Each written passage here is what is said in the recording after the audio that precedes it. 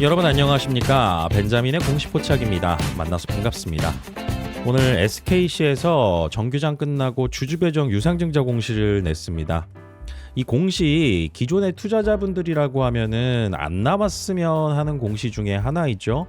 왜냐하면은 주주배정 유상증자 공시가 나오게 되면은 주가가 즉각적으로 반영을 해버립니다.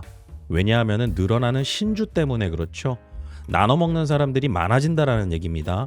그런데 이 유상증자라는 공시가 때에 따라서는 기회가 될 때도 있습니다.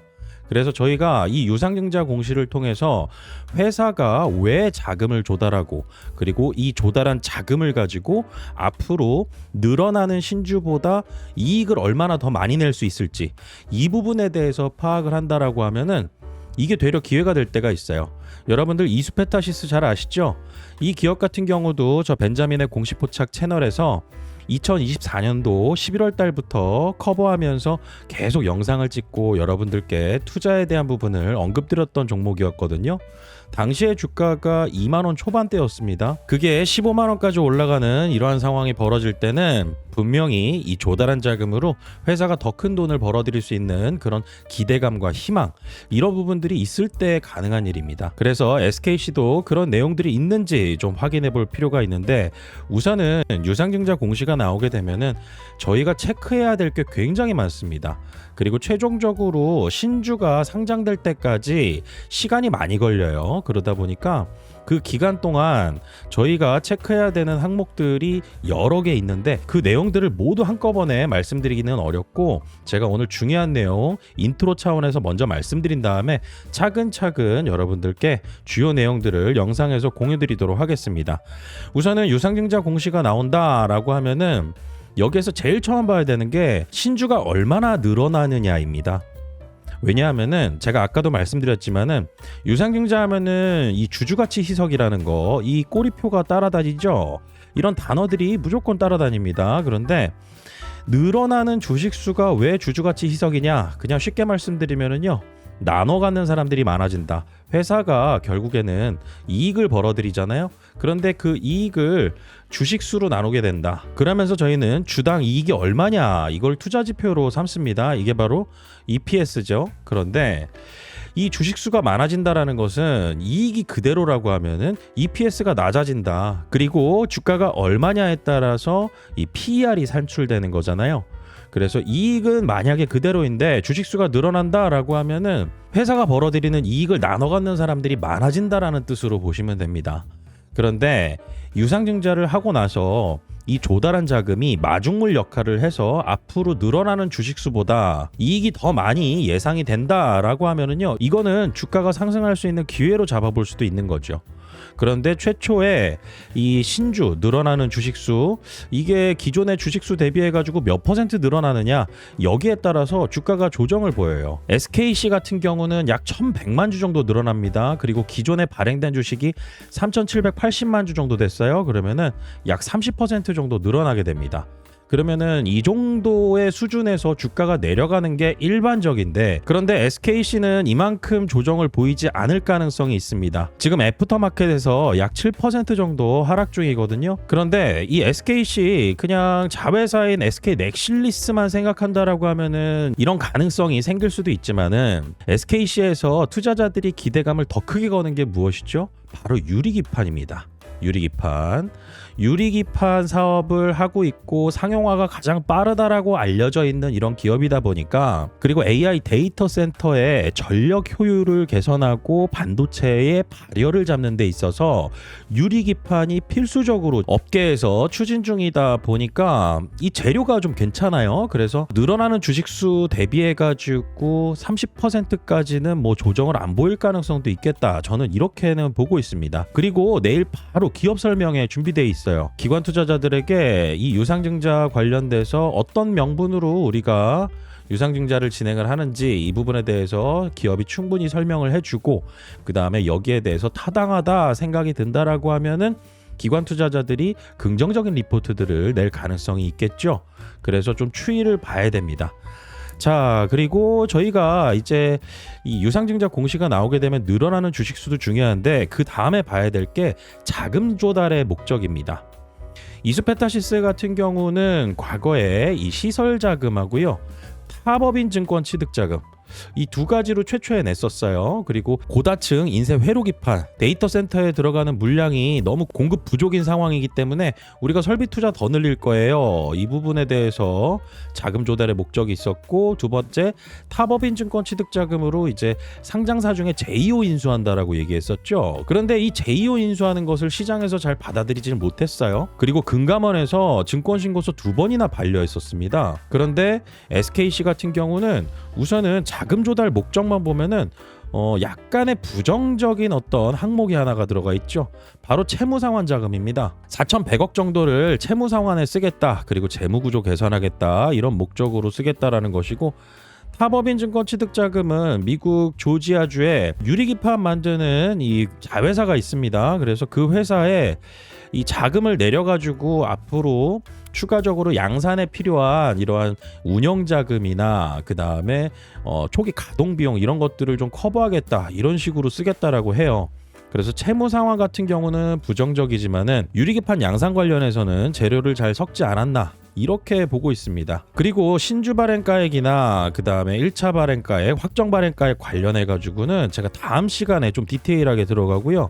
우선은 증권신고서가 나왔으니까 그 증권신고서에서 자금 사용의 목적, 그리고 또 최대 주주가 얼마나 이 유상증자에 참여를 하나, 이 부분을 좀 체크할 필요가 있어요. 유상증자 공시 나오면은 중요하게 봐야 되는 몇 가지 포인트 중에 제가 우선적으로 봐야 되는 것만 여러분들께 지금 꼽아드리는 겁니다. 그래서 자금 사용의 목적, 이 부분을 좀 세부적으로 확인할 필요가 있겠습니다. 주주배정 유상증자 공시가 나오고 나면은 따라오는 공시가 하나 있어요. 그게 바로 증권신고서입니다. 이 증권신고서는 금감원에 제출합니다. 그리고 금감원에 허락을 받아야 돼요. 이 증권신고서에 회사의 치부라고 할 수 있는, 그리고 약점이라고 할 수 있는 투자할 때 위험 요소들 있죠. 이런 것들을 상세하게 기재해 놓게 되어 있습니다. 이 증권신고서가 올라오게 되면 거의 뭐 책 한 권 분량이에요. 그런데 여기서도 중요한 것만 꼽아서 보는 게 굉장히 중요합니다. 투자 위험 요소는 제가 오늘 말씀을 다 못 드리고, 자금 사용 목적하고 최대 주주가 얼마나 참여하는지 이 부분에 대해서 말씀드릴 겁니다.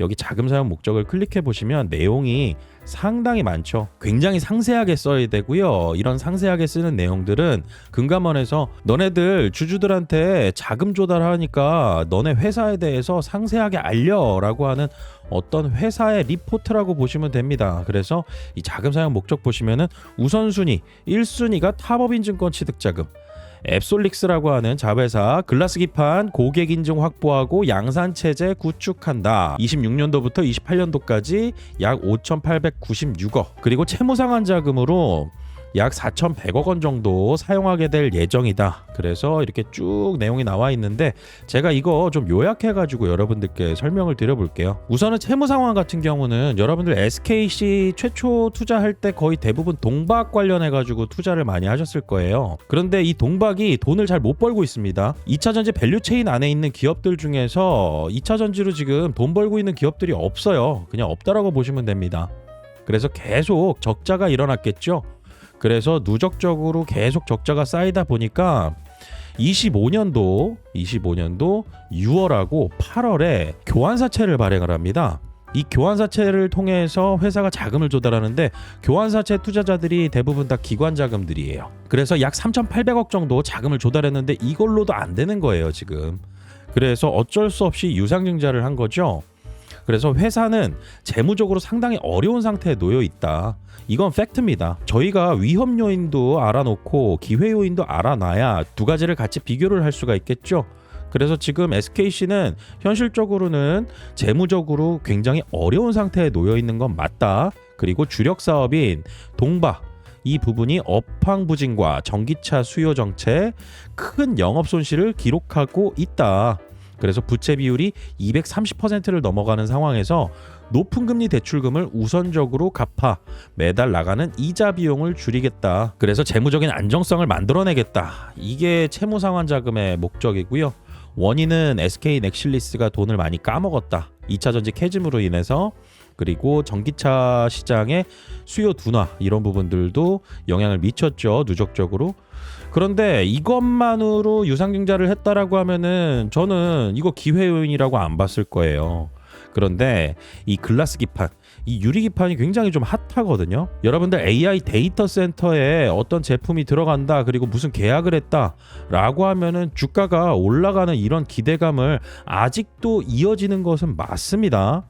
그래서 이 글라스 기판, 이 유리 기판이 굉장히 또 데이터 센터를 조금 더 업그레이드 시키는 데 있어서 필수적이라고 보시면 돼요. 열도 잡아야 되죠. 그리고 전력 효율도 높여야 되고. 그래서 아까도 잠시 말씀드렸지만은 이거는 거의 뭐 시장에 이 앞으로 나가야 될 방향성이다. 그래서 이수페타시스 같은 경우는 인쇄 회로 기판 만들잖아요. 그리고 고다층 PCB 만드는데 그 고다층 PCB를 대체하는 게 아니라 보완적인 관계라고 보시면 됩니다. 그래서 이 글라스 기판, 유리 기판은 앞으로 기존 사업, SK 넥실리스 동박 사업이죠. 이것을 타개할 수 있는 게임 체인저로 글라스 기판 사업에 사활을 걸고 있는 게 보여지고, 그리고 유리 기판 만드는 미국의 조지아 공장 같은 경우는 증설이 완료가 되어 있어요. 자회사 앱솔릭스 이 추진하는 글라스 기판, 유리 기판은 AI 반도체 성능을 극대화할 수 있는 핵심 부품입니다. 그런데 공장은 지어놨고 양산은 이제 앞두고 있고, 양산을 실제로 들어가기 위해서는 글로벌 반도체 기업들로부터 제품 인증을 받아야 돼요. 그래서 이번에 유증으로 조달하는 자금 같은 경우는 고객사 인증을 위한 시운전, 그리고 수율 향상, 그리고 초기 공장 운영비로 집중적으로 투입될 예정입니다. 그래서 저희가 중요하게 봐야 되는 것은 채무상환 자금 사용으로만 만약에 이 돈이 투입될 거다라고 하면은 이거 주가 올라가기 쉽지 않거든요. 그런데 글라스 기판 투자하는 부분에 있어서 양산을 앞두고 있다. 이 부분 관련해 가지고는 긍정적인 재료로 분명히 작용할 가능성이 있는데, 우선은 늘어나는 신주의 이 주주가치 희석 효과, 이런 부분들은 어느 정도 소화를 하고 가야 되겠죠. 물량 소화는 하고 가야 됩니다. 그리고 나서 다시 주목을 받게 될 거예요.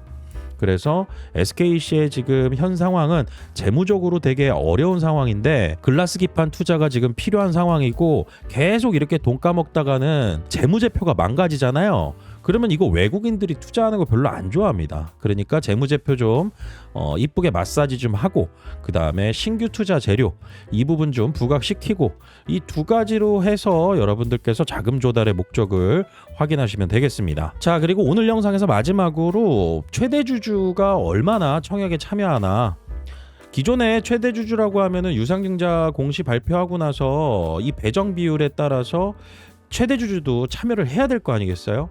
만약에 어떤 회사 이 대표가 우리 어떤 사업을 하려고 하는데 우리 유상증자 할 거예요. 그런데 기존 주주들만 내세요. 저는 투자 추가적으로 안 할래요 라고 하면은 어떤 신뢰가 생길까요? 이런 경우들이 종종 있습니다. 저는 이런 내용이 확인이 된다라고 하면은 유상증자를 아주 실패하겠다라고 작정하고 공시를 내는 거 아닌가, 이렇게 보거든요. 그런데 SKC의 최대 주주가 주식회사 SK죠. 그래서 이렇게 언급이 되어 있습니다. 최대 주주로서의 책임을 다하겠다. 회사 사업의 뚜렷한 방향성과 중장기적 미래 가치에 대한 신뢰를 표명하기 위해 이번 유상증자에 기보유한 구주를 통해 40% 정도 가지고 있습니다. 배정받은 신주 인수 권리 100% 청약 다 하겠다. 돈 다 납입하겠다. 그리고 초과 청약을 포함해 120%까지 참여할 계획이다. 이렇게 최대 주주가 적극적으로 우리가 유상증자하는데 내가 지분 이만큼 있어요. 그리고 여기에 대해서 난 다 참여할 거고 초과 청약까지도 참여할 겁니다. 강력한 의지 표명이겠죠. 그래서 이런 부분들도 유상증자 공시 나오게 되면은 항상 체크해야 되는 내용들이다. 그리고 저희가 다음부터 확인할 내용들은요, 추가적으로 굉장히 많은 내용들도 있지만은 이 유상증자 공시에 따라서 주가의 주요 변동 일정들이 좀 있습니다. 특히나 권리라기를 굉장히 여러분들께서 중요하게 생각하셔야 돼요. 그리고 아까도 잠시 말씀드렸지만은 이 SKC가 25년도에 교환사채 발행을 통해서 조달한 자금들이 있습니다. 그런 자금들이 어느 순간 주식으로 교환해가지고 시장에 내다 팔고 나갈 수가 있어요. 이 부분도 제가 좀 체크를 해드릴 겁니다. 그리고 이 SKC 같은 경우는 저 벤자민이 네이버 프리미엄 구독자분들하고 같이 투자를 이어오고 있던 종목이었거든요. 그래서 기존의 SKC 주주분들이라고 하면은 제가 영상에 다 담아내지 못하는 주요 투자 정보들을 네이버 프리미엄 컨텐츠에서 확인하시고 저와 함께 투자를 이어나가실 수가 있습니다. 네이버에 벤자민의 공식 포착이라고 검색을 하시게 되면은 여러분들께서 제가 운영하는 네이버 프리미엄 컨텐츠를 확인하실 수가 있어요. 제가 운영하는 네이버 프리미엄 컨텐츠의 목적은 단 하나입니다. 투자 수익 추구예요. 그래서 여러분들께서 저 벤자민의 공식 포착 네이버 프리미엄 컨텐츠를 구독만 하시면 이 안에 제가 오픈해드리는 주요 내용들을 확인하실 수가 있습니다. 제일 첫 번째로 공지사항을 꼭 확인하셔야 돼요. 그러면은 저 벤자민이 어떤 과거 이력을 가지고 있는지, 그리고 저와 함께 운영을 하고 있는 루카스는 또 어떤 이력을 가지고 있는지, 저희는 둘 다 제도권 금융기관 출신입니다. 증권사에서 실무 경력을 쌓았고요. 루카스 같은 경우는 코스닥 상장사에서 IR 담당자, 여러분들 주담이라고 들어보셨죠?